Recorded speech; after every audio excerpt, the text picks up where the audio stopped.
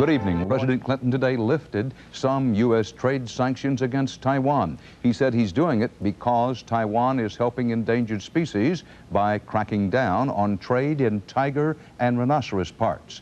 The move is likely to further increase tension between the United States and mainland China, which claims sovereignty over Taiwan. U.S.-Chinese relations have been steadily going downhill ever since a visit by the president of Taiwan to the United States earlier this month. China tried to stop it, then responded by recalling its ambassador from the U.S. and then arresting a Chinese-American human rights activist, Harry Wu. Congress is now clamoring for his release to no avail. National security correspondent David Martin has more.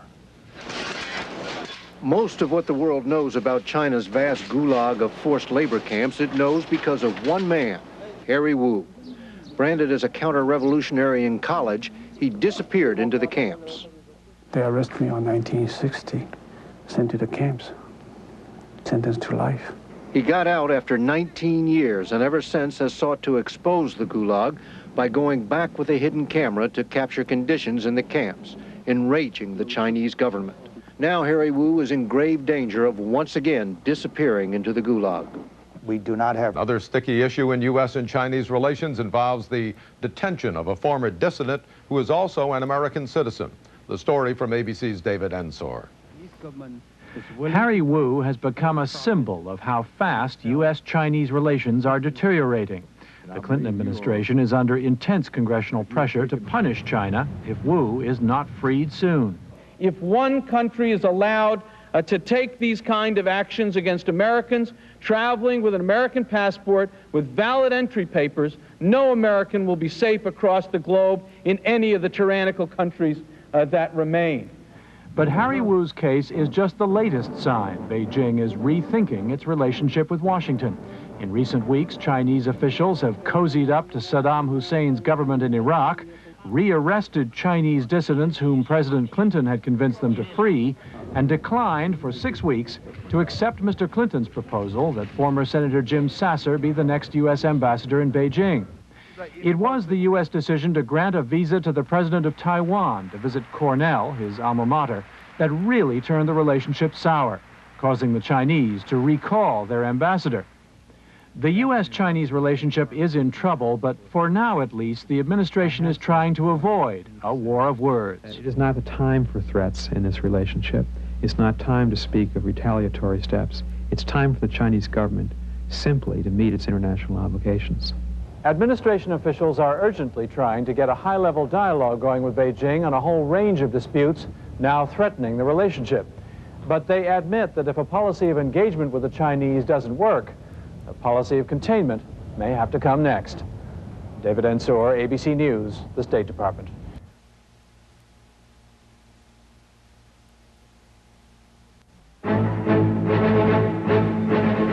A new trade battle brewing with Japan. Is American film getting fair exposure in the Japanese market?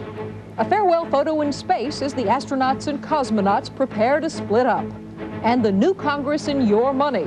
Billions of dollars for weapons the Pentagon doesn't want.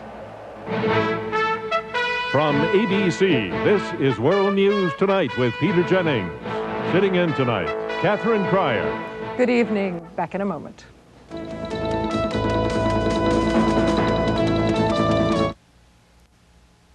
The State Department today made its displeasure very clear. As far as the U.S. is concerned, China's behavior is completely unacceptable.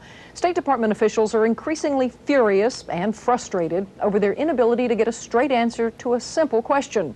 Where is Harry Wu? Here's ABC's David Ensor. In Harry Wu's hometown in Northern California today, his wife and the mayor were putting out yellow ribbons.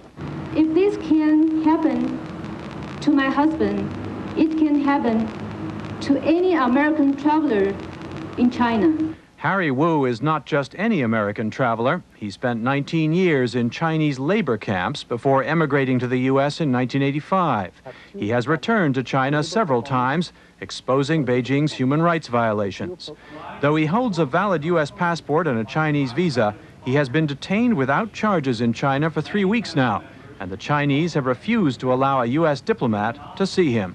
Today, U.S. officials said China had misled them about where Harry Wu was being held. He sent a consular officer from Beijing several thousand miles to western China. He then had to take a taxi 12 hours over 350 miles to visit this town, only to be told by the local officials that there was no Harry Wu there. The consular officer is still in the small town, and the United States still hasn't been told where Harry Wu is.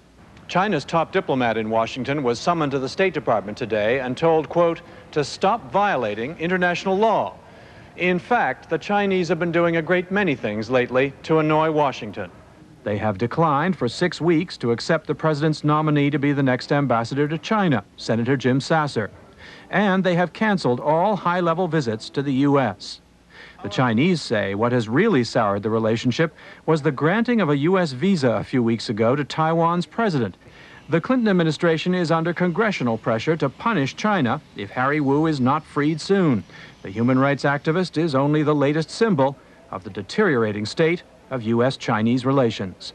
David Ensor, ABC News, the State Department.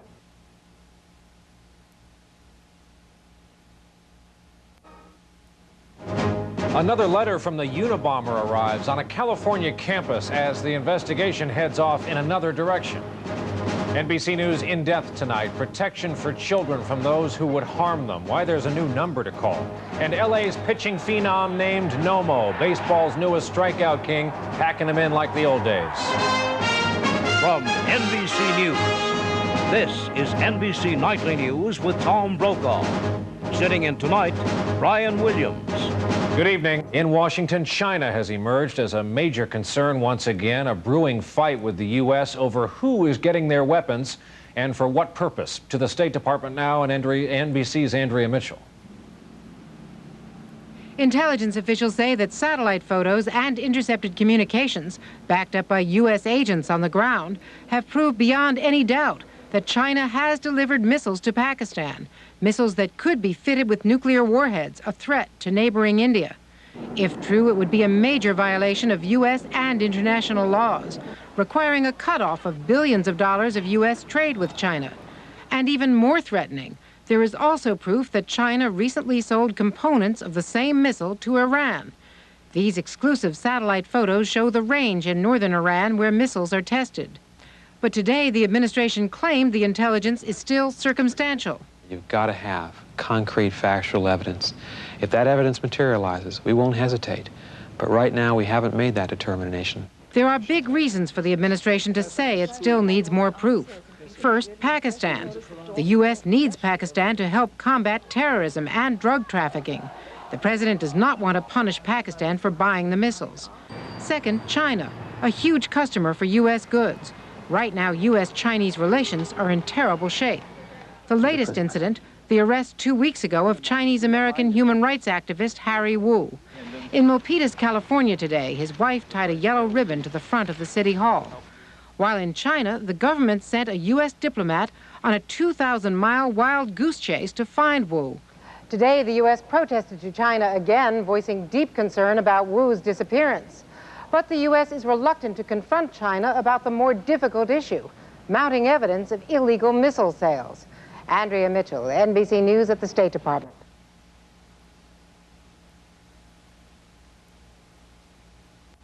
The hatch closes on an historic get-together in space.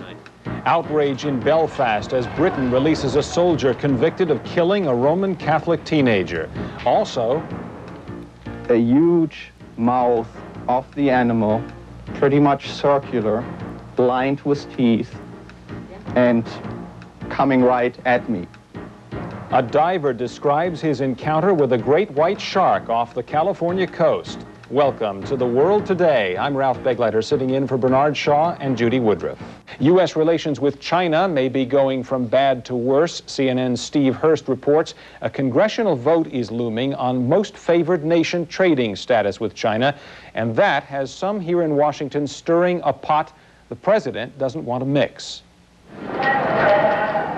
China, U.S. trade, human rights, Beijing's alleged missile sales to Pakistan, issues the White House wants to keep in separate boxes. Trouble is, critics of administration China policy on Capitol Hill and intelligence sources keep stirring those issues back together. Most lately, resurrection of 18-month-old allegations by the CIA that China shipped at least 30 intermediate-range missiles to Pakistan. If the president deems the reports true, sanctions would blast China at a time when U.S.-Sino relations are at their lowest point since ties were established in 1979. It's a very serious issue, and I can assure you we're looking at it very closely. But we have not yet made a determination as to whether or not China is in violation of international law, which is the question here. But critics charge the president is ducking the issue under pressure from U.S. business giants, which stand to lose big if China trade goes sour. It's follow the money. If you want to understand our policy with China, follow the money. This is a protection of exporters, current exporters to China. Pakistan's leadership denies it's getting missiles, and the Chinese bosses deny sending them, although the U.S. has put sanctions in place before on the grounds sensitive components had been dealt in. Tensions between Washington and Beijing, never far from the surface, sprang to view a month ago with the visit to Cornell University of the Taiwanese president. Beijing claimed that violated its agreement with Washington on diplomatic relations and subsequently yanked home its ambassador. Meantime, missile talks have been canceled, a key Chinese human rights figure has been jailed again, and Harry Wu, a Chinese-born American human rights campaigner, was arrested in far northwest China, and U.S. diplomats can't find him. Given the president's policy of expanding U.S. trade, there is reason enough for him to try to fudge the issue of Chinese misbehavior, real or perceived. But with the 1996 elections nearing, political considerations could rebalance the China policy scales. For now, however, the betting is big trade bucks still weigh more than human rights or missile sales. Steve Hurst, CNN, the State Department.